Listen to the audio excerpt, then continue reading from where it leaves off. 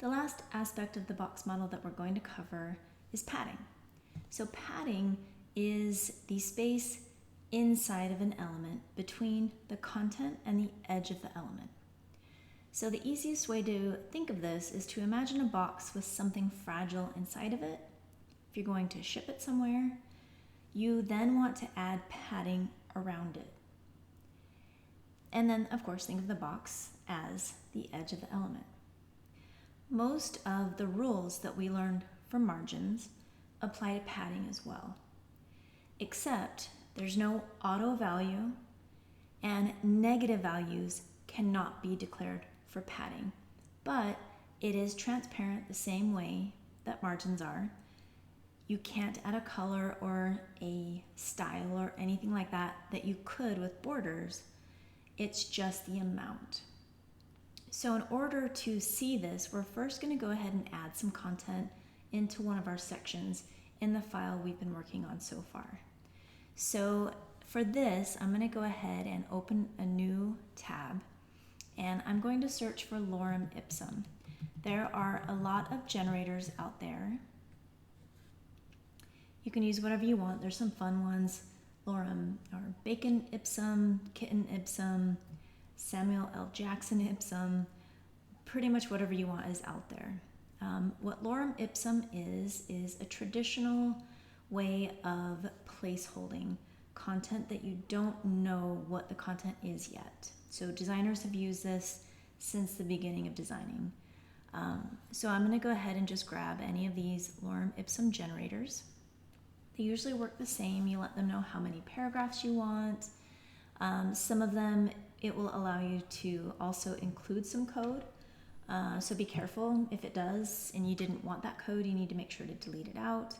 And also don't forget, once you add content in, you've got to think about what kind of content it is and nest it inside of the proper element.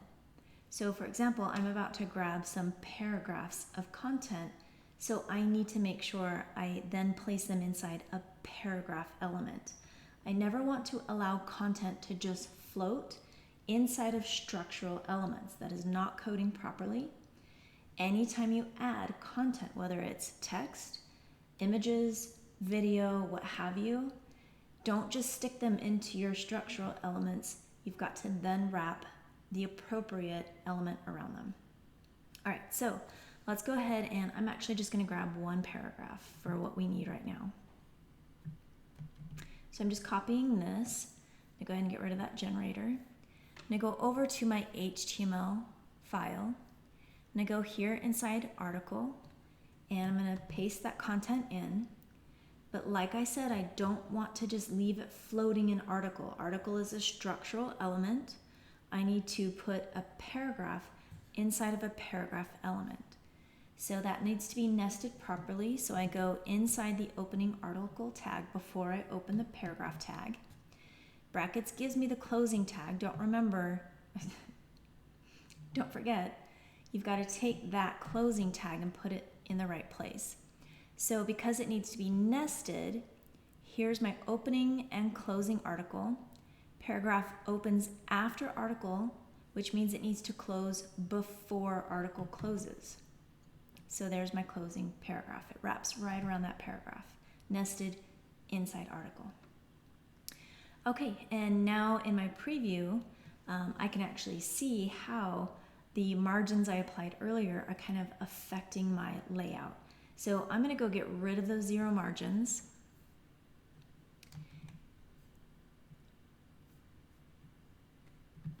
Right there. Actually, let's go ahead and just add a margin of 2% for now. And now with article, I can start to kind of manipulate it as well. So let me go over here and increase the size of my preview just so you guys can see the text a little bit better. And now it actually has brought up a good point of content falling out of its parent element. So the paragraph has fallen out of the article when I zoomed in. And that's because my height is based on a fixed size. So text is kind of weird. And We'll go over how to combat that in later videos. For now, I'm just going to back off and make sure that it fits inside that element. There we go. All right, so like I said, and actually before we move on, let's just give it some more room. So right now it's only 50% of its parent. Let's go ahead and make the article 100% of its parent. There we go. Now the paragraph fits a lot nicer inside of there. Okay, so padding. Padding is inside the element, and it is going to give you space between the content and the edge of the element. Since we have a background color, we can see the edge of the element. If we had a border, we could as well. Or background image, what have you. So what is the matter here before we add padding? If we look at that text, do you see how it's but right up against the edge of the element? That does not look good. That is not good design. We've got to give it some breathing room. We've got to add some space inside the element. So that's when we are going to add padding. So just like margin, if I want to add padding, I can add it to the top, left, bottom, and right. So let's go ahead and do that. And I add padding dash top. Let's do 10 pixels. We're going to run out of space here very quickly. So I'm actually going to go back to the height and give it 500. There we go. And it's sometimes I make a mistake. I'm not thinking about it because I'm teaching, but it brings up good points. So let me move my cursor so you can see what's actually going on over here. So right after I did the height of the article of 500 pixels, I then had this blue appear.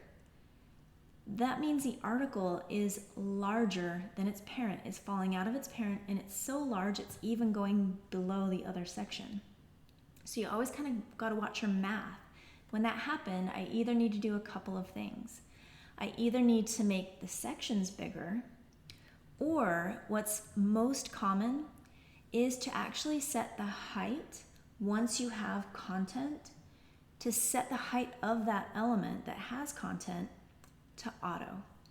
So here, instead of 500 pixels, I'm going to go ahead and set this to auto. Whoops, that's not auto. So what auto does is it allows the element to grow and shrink depending on how much content it has. So even if I came in here, take a look at the preview before I go over to the HTML element, look how it is right now. Even if I go over and I add another paragraph, for this I'm just going to copy this first paragraph and paste it in. Even though I now have more content, because the article height is set to auto, it grew as soon as I added in more content. So like I said, this is the most common way of coding. You add a percentage for the width, and as soon as you start to add content, you set the height to auto. So no matter what you put in it, it can grow and accommodate that content. I could also do that with the sections.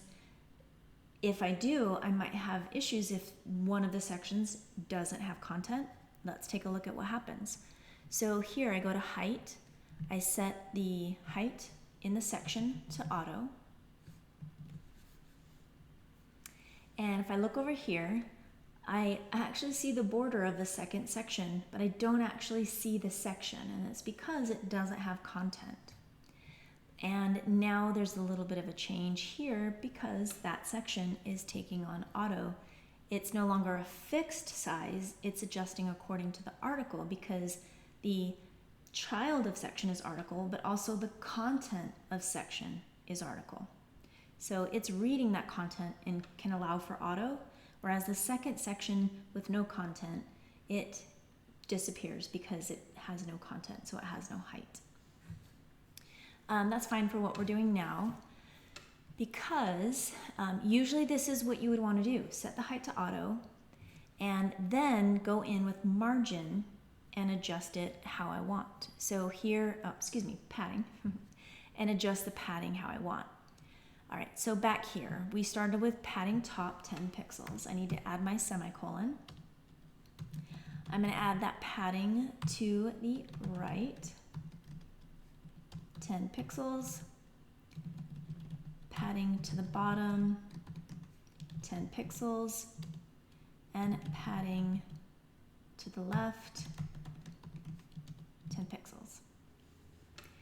And now we've run into another issue that comes up all the time. We've talked about it before. The overall size of an element. If you set the width or the height to 100% and then you add padding or border, you actually make it more than 100%. So if I now look over at my preview, my article is bigger than its parent, it's falling out of it. Even though it's set to 100% width of its parent, it is falling out of it. And that is because it is now 100% plus padding plus border. So now instead of setting the width to 100%, I have my content, I've given it some padding. I can now change my width of that article to auto. So auto compensates for that error that can happen, setting something to 100% and then adding padding and border. It will still stretch to fill its parent, but it will take into consideration the padding and the border and always keep it inside of its parent. That is something you'll have to do quite often, is once you've coded something, as soon as you figure out you want something else, you might have to reevaluate that coding and change it to something else. Okay, back to padding. We added those 4 properties, top, right, bottom, and left for padding. But just like margin, I can shorthand that. I can combine the values into just one property. So I'm going to come here, delete everything out except just padding. I can combine those properties. Let's do 20 pics, space, 10 pics, space, 20 pics, space, 10 pics, space. No commas, nothing else in between. So we've seen this before. I've combined those 4 values, but the way that I've written this code, I could clean it up even further. My top and bottom are equal and my left and right are equal, which is common. If you're looking visually at your content, most of the time you want the top and bottom to be equal. It might not necessarily always be equal to the left and right, but the left and right will always be equal to each other. Almost always. There might be certain cases where they might be a little bit different, but you can always then break them out individually. But in a case like this, we've already learned how we can clean up our code. So here, I can take this into just 2 values. I don't need these second values, or those third and fourth values. I only need 2.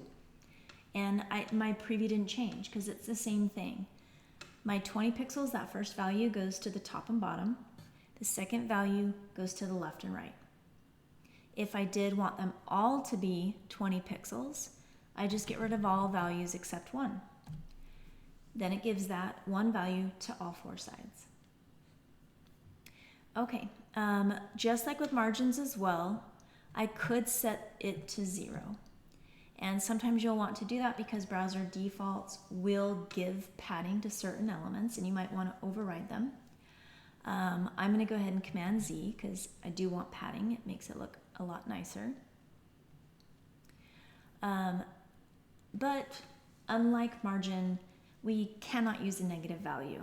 There's nothing to overlap anything else. Remember, this is just space between the content and the edge of the element. All right, so that's everything with padding. And one last thing about padding and margin is to remember padding does add to the overall size of the element, but margin does not add to the overall size of the element. That's the biggest difference between the two. Padding is inside the element and adds size. Margin is outside of the element and does not add to the overall size.